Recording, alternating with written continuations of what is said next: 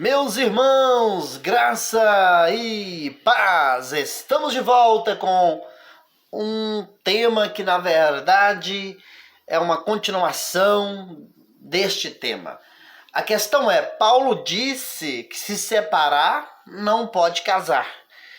Vamos analisar aqui este texto de 1 aos Coríntios, capítulo 7. Eu vou analisar ele de uma maneira até mesmo superficial por causa do tempo, mas em outro momento nós vamos trazer ele de maneira aprofundada, tá bom? Então, capítulo 7, você precisa ler todo o capítulo, mas eu vou pegar os pontos interessantes e vamos para o versículo 10 então. Diz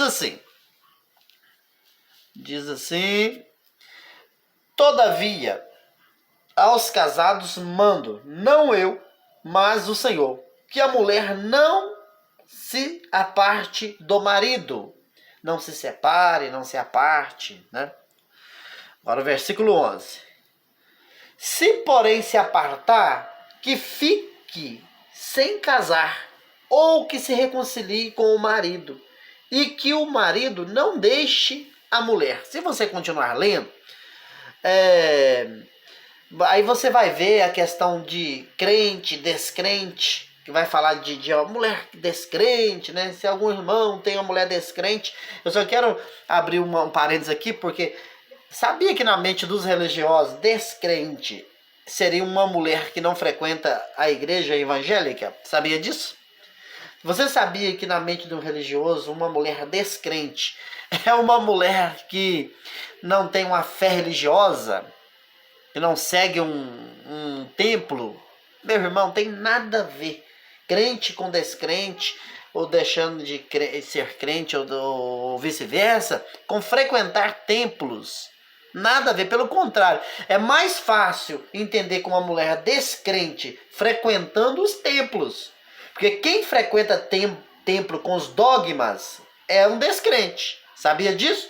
Por exemplo, quem batiza em águas é um descrente, porque não crê no que o Evangelho diz. O Evangelho, não estou falando da lei, não. Ah, mas Jesus, né, batizou com água. Jesus batizou com água, mas Jesus também circuncidou. E aí? Você também circuncidou, meu irmão? Não, né? Então eu estou falando do Evangelho. O Evangelho. Tem pessoas que pensam que Mateus, Marcos, Lucas é Evangelho. Tem pessoas que pensam isso. Eu não estou falando, eu estou falando disso, estou falando de lei, estou falando de Evangelho. Então, crente e descrente, por favor, vamos rever o nosso conceito. Mas voltando para o assunto agora, vamos voltar aqui para o assunto. Versículo 10. Todavia aos casados mando, não eu, mas o Senhor, que a mulher não se aparte do marido. Aí você vai ler o versículo 11. Se, porém, se apartar, que fique sem casar, ou que se reconcilie com o marido, e que o marido não deixe a mulher. Muito bonito isso aqui, irmãos. Beleza. Se eu ler o versículo, simplesmente ler o versículo, e não considerar algumas coisas, parece que o texto está falando algo que não está falando. Por exemplo, vamos observar uma situação aqui. O versículo 11, por exemplo. Se, porém, se apartar, que fique sem casar, ou que se reconcilie com o marido. Vamos lá. Você observou que o conselho desses dois versículos é para quem está apartando? É para quem está deixando? E não para as pessoas que estão sendo deixadas? Cadê o conselho das pessoas que estão sendo deixadas aqui? Não tem. Mas por que não tem? Porque quem é deixado sabe o porquê está sendo deixado. Por exemplo aqui, se porém se apertar, que reconcilie, que fique sem casar, ou que se reconcilie com o marido. Mas se o marido não quiser? Esta é a questão. E se o marido não quiser? E você observa que o texto não está tratando de, por exemplo, assim, de o fato, o motivo que está se apartando. Simplesmente está falando, se porém se apartar, que fique sem se casar. Se você, por exemplo, aqui, ó, todavia aos casados mando eu, mas mando não eu, mas o Senhor, que a mulher não se aparte do marido. É claro, não deixe o marido. Qual religioso ou não religioso ia falar assim, a mulher deixa o marido? Não. Ninguém. Mas agora deixa eu fazer uma perguntinha. Se esse marido aqui tá falando que não é para deixar, hein? Nem tá falando de casar de novo, nem nada não. Ó, que a mulher não se aparte do marido. Então vamos pegar esse versículo aqui.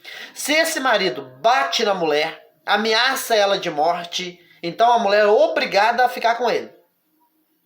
Porque o texto está dizendo que a mulher não se aparte do marido. Mas se esse marido for um canalha, for um cara que não trabalha, for um cara que não traz sustento para dentro de casa, for um cara que agride ela de noite, que eu conheço os casos assim, aí você vai dar esse conselho para ela? Mulher, não se aparte do marido, que a Bíblia está escrito que não se aparte do marido. Meu querido, meu amado, obviamente que o texto está dizendo em casos normais. Ah, deu na cabeça de deixar o marido. Então, nesse caso, não deixe o marido. Porque é para não deixar o marido, porque um cara que é só casado não significa que ele é marido. Para ser marido, ele tem que ser honesto. Para ser marido, ele tem que ser trabalhador. Para ser marido, ele não pode agredir. Então, em um caso de um casamento normal, não deixe. Mas se o casamento não for normal, e aí?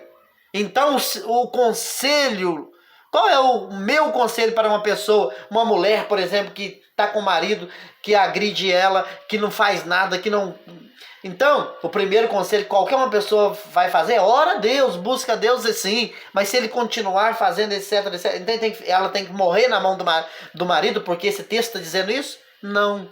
É porque a pessoa não analisou o que Paulo está falando. Aí, o versículo 11, está falando, se apartar, não se aparte, mas se apartar, que fique sem se casar. Olha só que interessante. Então é quem se apartar, não está falando de quem foi deixado, é quem deixou. Aí, ou que se reconcilie com o marido. O texto não está dizendo de uma possibilidade do marido também não querer. Vamos lá. E que o marido não deixe a mulher. A mesma regra. O marido não deixa a mulher. Marido, não deixe a mulher. É o conselho para não deixar. Mas se essa mulher for uma mulher que agride, que existe mulher que agride homem, for uma mulher que trai, for uma mulher que não faz comida, não lava roupa, não faz nada, então esse é o conselho? E que o marido não deixa a mulher? Meu querido, para ela ser mulher, ela tem que ser esposa, tem que zelar da casa. Sabia disso? Que existe essa regra? Tem que zelar do marido, tem que arcar com suas obrigações sexuais, tem que ser fiel. É nesse sentido. Se o casamento for normal, marido, não deixa a sua mulher. Mas se essa mulher for um demônio e você já fez a sua parte e já não mudou, você tem mais o que deixar, meu irmão. Porque ninguém é obrigado de viver do lado de uma pessoa que agride, que machuca, que não respeita. Então, são detalhes aqui, apenas alguns detalhes. Mas o que eu quero chamar a atenção sua, para nós terminarmos, é isso aqui, ó, que as pessoas não leem. O versículo 15.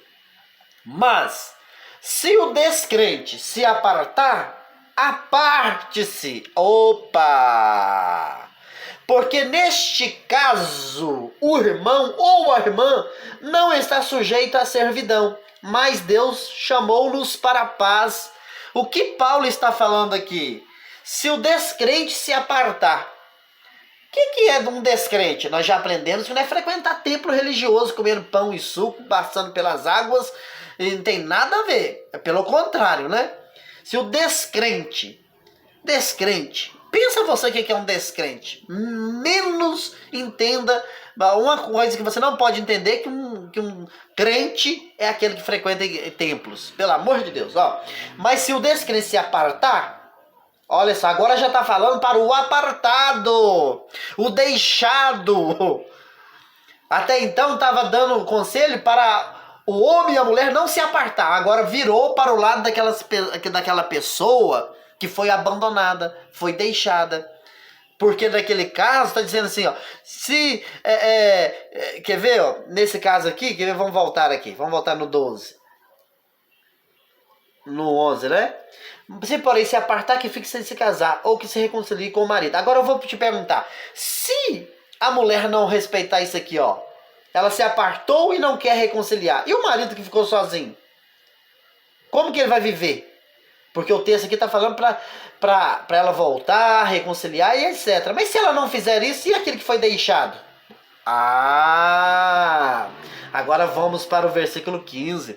Mas se o descrente se apartar, aparta-se, porque neste caso o irmão ou irmã não está sujeito à servidão, mas Deus chamou-nos para a paz. 1 aos Coríntios 7,15. Enrolei, tá lembrando o time Corinthians, né, que ganhou ontem. Demorou a ganhar, mas ganhou, né? Beleza. Irmãos, vou ler de novo. Mas se o descrente se apartar, aparta-se. Porque então, se ele deixar você, ou ela deixar, então você também pode, ó, se afastar, se apartar. Porque neste caso, que caso? Neste caso dele ter deixado você abandonado, o irmão ou a irmã não está sujeito à servidão. Agora eu pergunto, qual é a servidão de um casamento? Por exemplo, você se aparta, mas é obrigado a viver sozinho. Por que você está vivendo sozinho? Porque o camarada está vivo. Então você é servo daquele casamento. Nesse caso, meu querido, está falando que você pode se apartar, pode casar de novo. Mas não está escrito que pode casar de novo. Vou ler para você. Não, neste caso, o irmão ou a irmã não está sujeito à servidão. Você não é servo mais daquele casamento. Daquele casamento qual o seu cônjuge abandonou você. Abandonou. Aí você não pode casar? É claro que pode. Eu não sou mais servo daquele casamento. Por quê? Por causa do abandono. O abandono. Ele e ela foi embora, não quis mais compromisso, não quis mais, me abandonou, deixou, etc. Então, neste caso, o irmão ou a irmã não está sujeito à servidão. Se separa e não posso casar de novo, então eu sou servo. Eu estou sujeito à servidão. Eu quero casar, mas não posso porque a Francisca está viva. Ah, meu irmão, se partiu dela a separação, então eu não estou sujeito à servidão. Eu estou falando aqui, meu irmão, antes do ano 70, debaixo da lei. Só para os irmãos entender Bíblia explicando a Bíblia. Entendeu? Porque se Paulo, no versículo 10, no versículo 11, estivesse sendo assim, enfático, independente do contexto, como ficaria, nós vamos terminar agora, como ficaria Paulo então desrespeitando aquilo que o Cristo falou em Mateus capítulo 5, 32. Eu, porém, vos digo que qualquer que repudiar sua mulher, a não ser por causa de fornicação, faz com que ela cometa adultério, e qualquer que casar com a repudiada comete adultério. Então vamos lá, ó. Eu, porém, vos digo que qualquer que repudiar sua mulher, a não ser por causa de fornicação, faz com que ela comete adultério, e que casar com ela também comete adultério. E Jesus vai dizer, mais uma vez, no versículo 19, no capítulo 19 e o versículo 9 de Mateus. Olha só, que é mais claro ainda, né? Eu vos digo, porém, que qualquer que repudiar sua mulher, não sendo por causa de fornicação, e casar com outra, comete adultério.